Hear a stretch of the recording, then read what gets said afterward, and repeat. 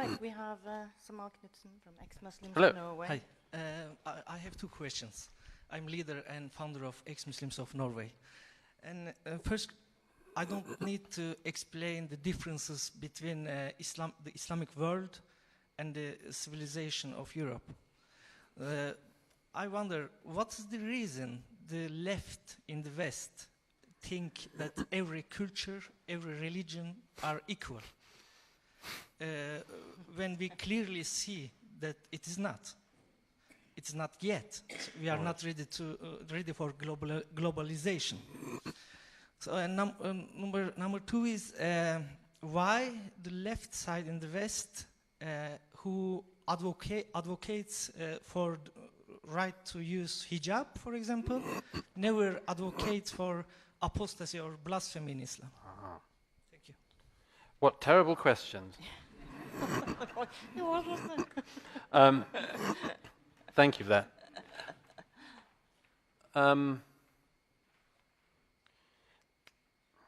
Why do the left think that all religions are equal? Ignorance. I mean, I don't say that flippantly. Profound ignorance. On a scale you cannot imagine. And a desire to be ignorant. That's another one. Not just reveling in your ignorance, but wanting your ignorance to come true at some point.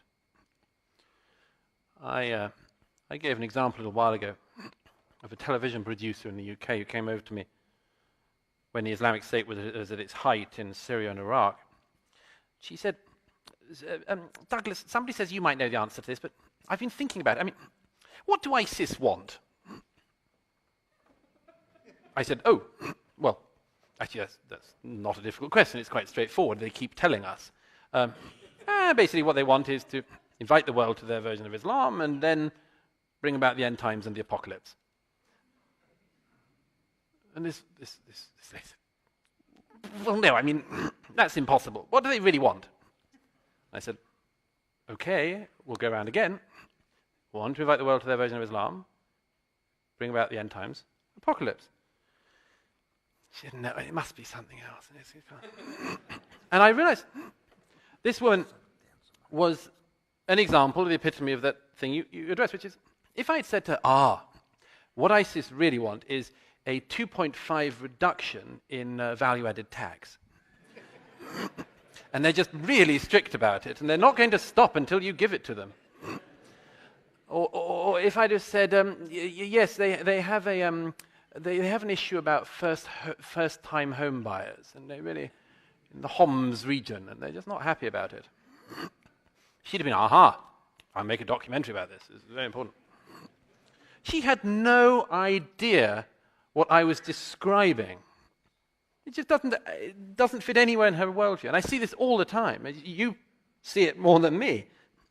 See, this is the stated desire of X group. Not all Muslims in the world, of course not. But this group, and they just don't believe you.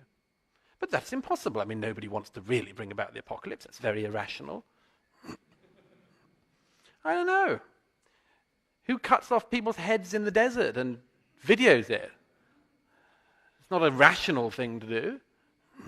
So there's this complete mixed match between these views, and I think that it's why I say that thing about the crude as it is, the us-them bit. The us bit has no idea what them, all sorts of people, are talking about. We think basically it's all answered, we've got all the problems solved, and we just do a little bit of tweaking around the edges.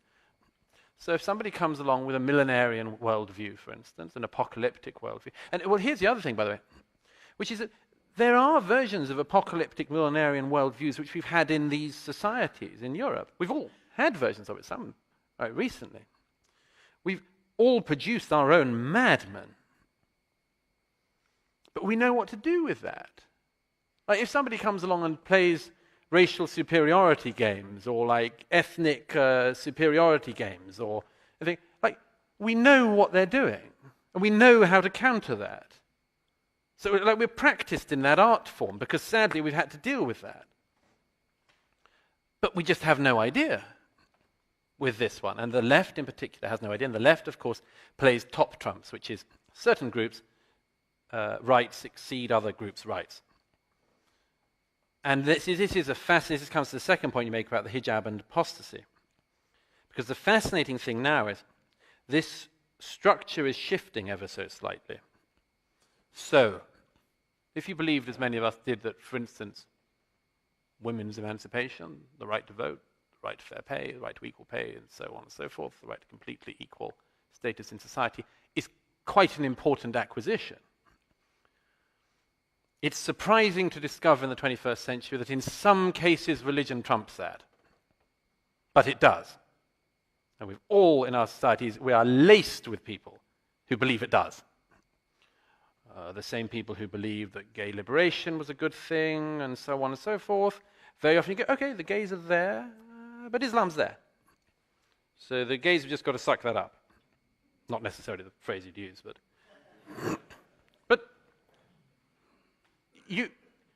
this is what they're trying to do. They're trying to create a hierarchy of...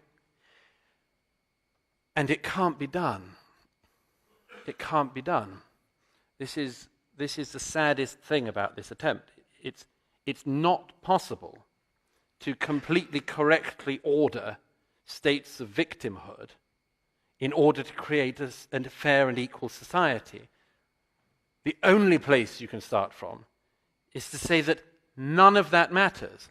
And this is what's so fascinating about the French example, is that one of the reasons why France is simultaneously, in my view, so screwed and yet has a chance to get through some of this better than other countries is they are really strong on this bit. Like they know on the laïcité, not having that, not going there. We're not fighting that again. It doesn't mean everyone has that, but there's a strong theme of that.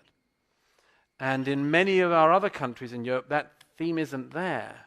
So you get these things like we have in the UK. Sorry, you've really got me onto one here. There are two men from Pakistan who have come to Britain each of the last 3 years. And some of you will know this story, but some years ago in the Punjab region, a man called Salman Taseer, who was a governor of that region, was assassinated by his own bodyguard. And he was assassinated by his own bodyguard because he, the governor, Taseer, said that the blasphemy laws in Pakistan, which included the fact that Asia Bibi, who's still in prison in Pakistan for being a Christian, and has been on death row, effectively, in Pakistan for years for being a Christian, and who was going to be killed for being a Christian, that he said that they should relax the blasphemy laws. And so he was assassinated by his own bodyguard.